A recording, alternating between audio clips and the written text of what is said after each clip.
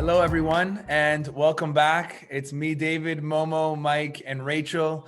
We're talking today about desires, where they come from, and how to get them fulfilled in the long term. How do we get something and then keep it without having it, then losing it, then having it, then losing it? This is what we're discussing today. If you didn't get a chance to listen to episode 1, where we all shared some of the things that we want and some of the deeper reasons we want them, we suggest pausing and going back and hearing episode 1. Where we left off last time was at the end of the episode 1. We said, write something down, write things that you want, and try to find the energy that exists behind those things. Momo said he wanted money. What was the energy behind it? Comfort, control. Mike said he wanted the nice clothes. Why did he want the nice clothes? Because he wanted to fit in. He wanted to be accepted by his group of friends.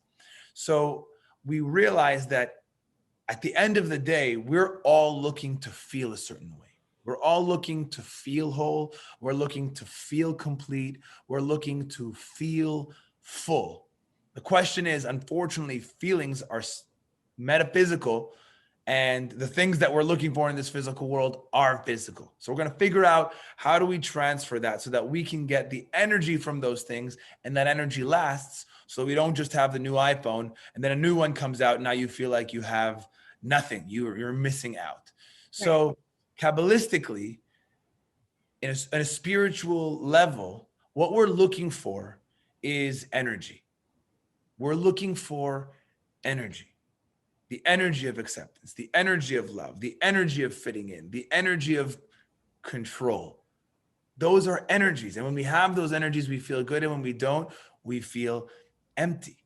But the Kabbalists explain that that energy has one source. The energy of love, the energy of happiness, the energy of health, the energy of fitting in and acceptance all comes back to one thing.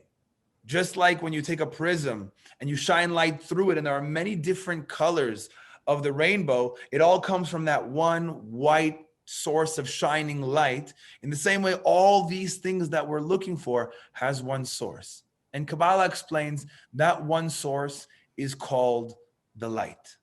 The light is the source of all good, of all happiness, of all blessings, of all bliss, of all good feelings. If we want all of those good feelings, we need to try and figure out, how do we tap into the light? How do we draw the light into our life? Now, there's good news. The light, we said, is a beautiful, blessing, sharing, loving, caring force, which means, what does the light want to do? The light wants to share and transmit all of that energy. So what did the light do at the beginning? The light created something called the vessel. The vessel was the ability to be able to contain, to hold, to draw down, to feel fulfilled, all the things that the light wanted to share.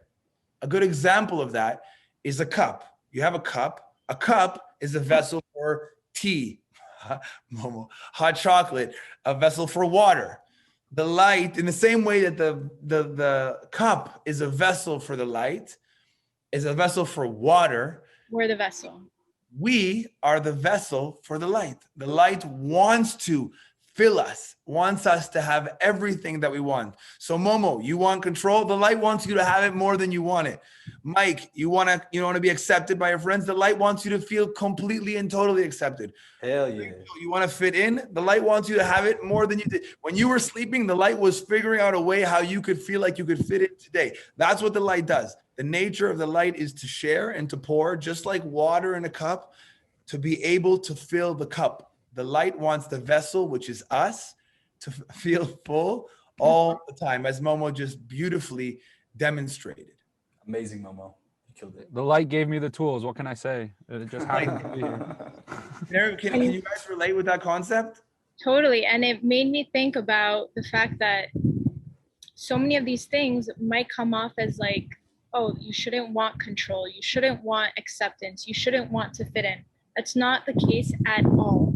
Actually, it's good to have these desires, and we should want these things, and we should want things in our life that are physical. It's okay to want money. It's okay to want nice clothes, right? It's okay to not want to look like a trash bag when we walk down the street. Like Look we fresh. should want to look fresh and cool and hip, as long as you're doing it for yourself, as long as you're doing it because it makes you happy, it makes me happy, right? So eating healthy makes me happy.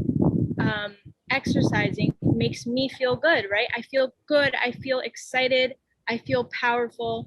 I'm not doing it because I want my best friend to say, Rachel, you look so good today, you look so thin. No, because that is not fulfilling. Like you said, those things are very fleeting, right? A compliment, how long does it last? 5 seconds? Maybe Long an compliment? hour? It doesn't last. That's a lot. If somebody complimented you for a full 5 seconds, they were talking about a lot. No. What you're wearing, how thin you are. But yes, 5 seconds. I'm saying, how long does it make you feel good? That high of like, wow, they complimented me. Maybe an hour you feel like good. But then after that hour, You need another one. right, it's a never ending hole that just gets deeper. It doesn't get full, it just gets emptier and emptier. And so that actually got me thinking, and this is kind of where we're going to learn our major lesson tonight. Momo, okay, if you could put that cup up for a second, it's really cool that you have it. I hope you have something that won't make your desk so dirty. But Momo, if you keep putting water in the cup, even additional to keep going. Now what's happening? What happens in that scenario where Momo just keeps pouring water in, he's not managing the water correctly. He's not managing the light correctly. And what happens when that happens is the vessel, us, humanity, we feel like Momo does right now that he has to clean up. Now I'm Where kind of he's regretting good. that choice. And it's the same way. It's the same way that Rachel said. You get the compliment, you love it, you feel full for a second, but then you're like, you walk away and you feel like you need to clean something up. You feel dirty. You feel like, oh, I need another one. And it's the same thing. When we don't manage the energy correctly that's coming in, and we either grab it or want it or look for it in something physical, it ends up doing more good than it does bad. Momo has to spend more time cleaning than he does drinking. But water is the source of life. But now water is the source of Momo's chaos. Yeah. Same thing with the light. The light wants to give us everything. But us as vessels, as humanity, need to learn how to manage that energy. So Rachel, what did you do? How did you manage it correctly? I think you said a little bit about your working out, or just share with us. It was really powerful. So, well, to be honest, I don't work out anymore.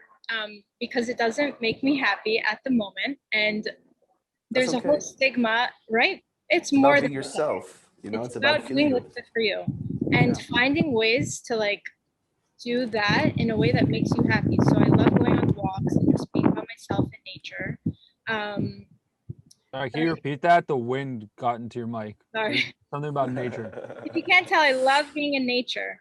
It makes you happy. If it makes you happy.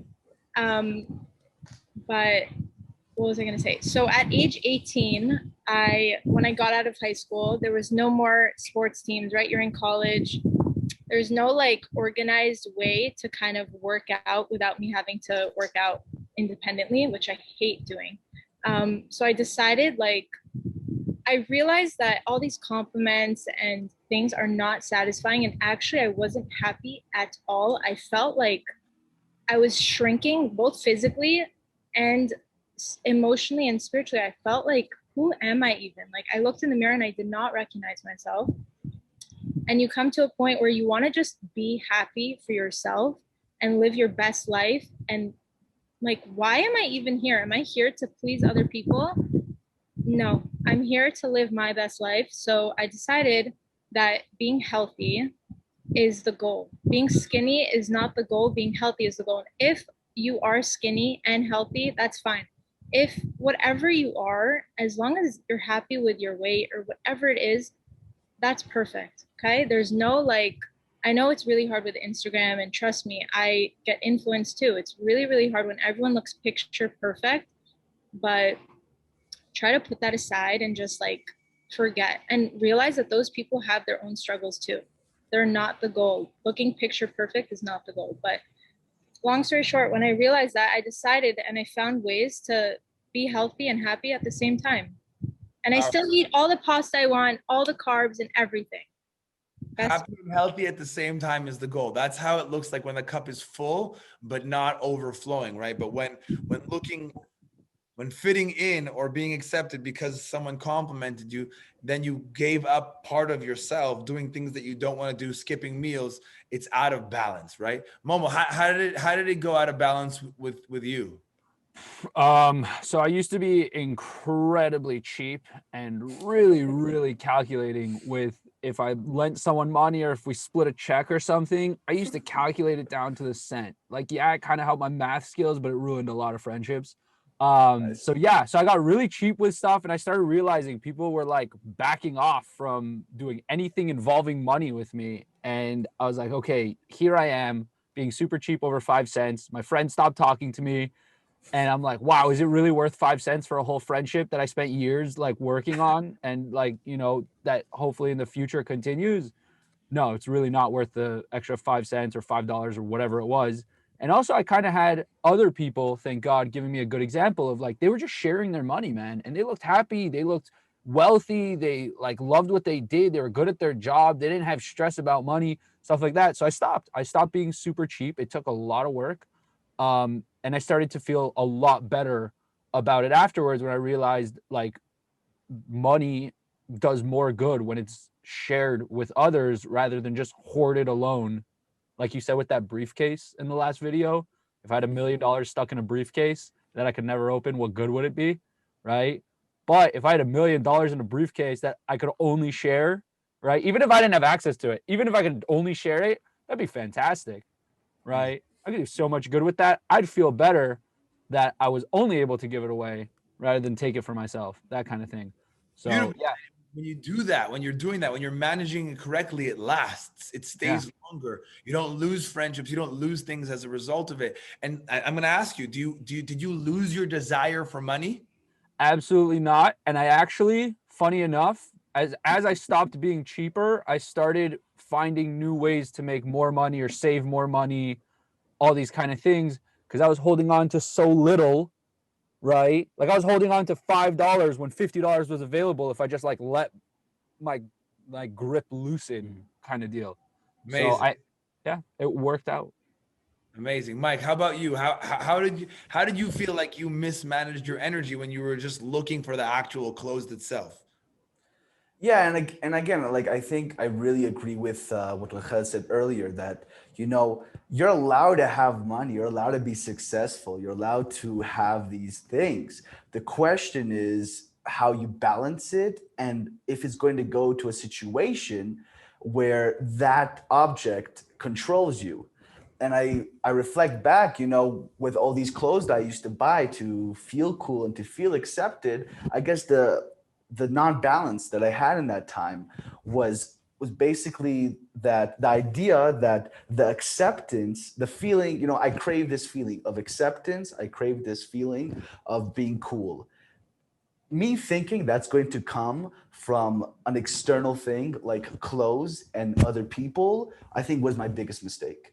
And I guess where I would look back, and kind of switch, if I had like a time machine and I could go back and like change what I've done, instead of buying clothes to be accepted from other people, I would buy clothes thinking that I want to wear that. And by doing so, like if I would do that, I would have boost more my confidence. I would feel good in my skin and I would be way more happy and not in this place where it's like up and down, like once like it's, and also it's what we talked about. No, it's like, so someone gives you a compliment, you get this acceptance that only lasts for 2 to 5 minutes, that kind of high. Then it goes away. Then you try to get it back. So you buy another shoe and more expensive clothes and more expensive things. And it just builds up to this, this toxic place that you put yourself in.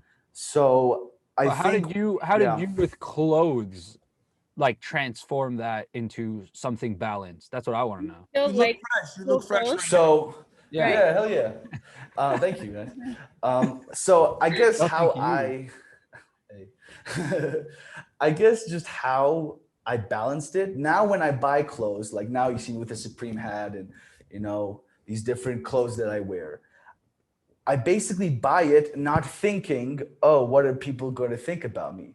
I buy these things thinking what I will think about it. And to be honest, maybe now I look fresh, but I mean, I have a whole wardrobe that people think is completely weird and whack and like completely not like cool. But I don't care. I personally love that. And it puts me in a place where I Yeah. kind of, yeah, it puts me in a place where like I overcome my anxiety. Because I think why I wanted to be accepted and wear clothes, because I had so much anxiety thinking what other people will think about me. So if I think, oh, if I wear something that's trendy and accepted and stuff that they think is cool, then, you know, I don't have to worry about myself. And then I become something that I'm not. So today I just delete that idea of what people think about me. And now that I'm more myself externally and internally, I attract new people in my life, you know, that are actually real and actually love me for who I am. So I think, Yes. again, about the balance, you know, it's all about asking, what do you want? Not what other people want, not what other people want you to look like, not what other people want you to be like or talk like. What do you want to look like? What do you want to sound like? What do you want you to be? And of course, it's a process, you know, but eventually to ask those questions, eventually you'll get far with it, I think. And that's what worked with me. I think it's interesting because I think normally if we're outside of this Kabbalah class, when a person says, "Hey, what do you want?" There's almost like a stigma of being selfish. Like, what do you want? This is about me, so now I'm selfish. And it's very interesting because when you go back to the core concept that we spoke about, there's the light and there's the vessel. The light is this force that wants to come in so badly and fill you up so badly, and there's the vessel, which is represented by humanity. Everybody that has a desire is the vessel. So that means me and you, the reason why I'm wearing a green shirt, you're wearing a tie-dye shirt, is because me and you have different desires. And that's why when I wear a green shirt, I feel full. When you wear a tie-dye shirt, you feel full. Yeah, and the that's fact that okay. each one of us have different desires is what makes us unique. It's what makes this world so beautiful. But when you look around and say, oh my God, look at those people wearing over there. Look at these people wearing over there. Look at how these people talk. Look how much money this person has. Look how skinny this person is. We're doing a disservice to ourselves because we're looking and comparing what our desires, what our vessel is with somebody else's. And I think that's one of the main causes of mismanaged light, mismanaged energy, is when we're saying, hey, look at that cup over there. I don't like my teacup. I want to be like that teacup. It's more unique. But then the water won't fit, that the energy doesn't flow. You know, that person's there one day, they're gone the next day. You're like, well, who do I compare myself to now? I think everything that Rachel said, everything that Mike said, everything that Momo said, each one of them got them to know themselves better. Mom was like, hey, you know, I can spend money on people. You know, I remember it happened to me too. You know, I had a roommate and he came to me one day, he bought me a shaver. He's like, dude, you know, this is for you. I want to give it to you. I'm like, how much do I owe you? He's like, no, I don't want any money back. I'm like, yeah, but every time I buy you a meal, I like send you a Cash App or a Venmo, exactly what the amount that you asked me for. He's like, yeah, but I was trying to show you that it doesn't need to be that way. You could just be there for someone. I'm getting it to you because I love you. And that's my desire. That's my vessel. I don't want you to feel it. I wasn't doing it for you. I was doing it for me. And for me, that was like a huge, it like imprinted in my brain because he was doing him. And that made me think about redoing me, but not because I wanted to be like him, because I was like, wow, you know, there's energy there. Maybe I should think about my stinginess. Momo, me and you have something in common. But I think that's a really powerful concept. And I want you to kind of, for those that are watching, I hope you can relate to everything that we're saying. And I want you to look at the desire that you wrote down in episode 1 and see, is that desire balanced? If it is, it should be bringing you massive amounts of happiness, just like a full cup after running a marathon. It quenches your thirst in the best way. But if wanting that, you know, is causing you chaos, it's leaving you empty, that you have it one day, the next moment it's gone, it might be that you're mismanaging that energy. And ask yourself, just like we all did today together on camera, how can I manage that energy a little bit better? The light wants to fill me up, but maybe I don't need to stop comparing myself to other people's vessels. Maybe I need to do something a little bit differently. Maybe I need to say, you know what, maybe I'll buy the next shirt that comes, not the one that I want right now in this moment. Whatever it might be, ask yourself, how do I manage the energy so that it can stay with me and not go? And I think you guys all gave really, really awesome examples, but correct me if I'm wrong. Talking about it right now is very different than not buying the shirt to be accepted in the moment, skipping the meal to get the Momo, being stingy. It's not easy in the moment. So Not easy. don't forget to join us for episode 3, where Rachel, Mike, and Momo are all going to give you their tips and their secrets on how they manage their energy in the moment. So the next time that you get into a situation, or you're looking at your desire right now and you're like, I don't know, I know how to do it right now while I'm with you 4 on the call, or I'm with you 4 watching, but I won't know how to do this when I'm out there tomorrow on my own. So you want to hear us, join us for episode 3, where each one of them are going to give their practical tools to be able to say, I'm in control of the energy. I want this energy to last. Join us for episode 3. Thank you guys so much for watching. We love you all so much. Thank you guys. Thank Take you. care, guys. See you on the next one.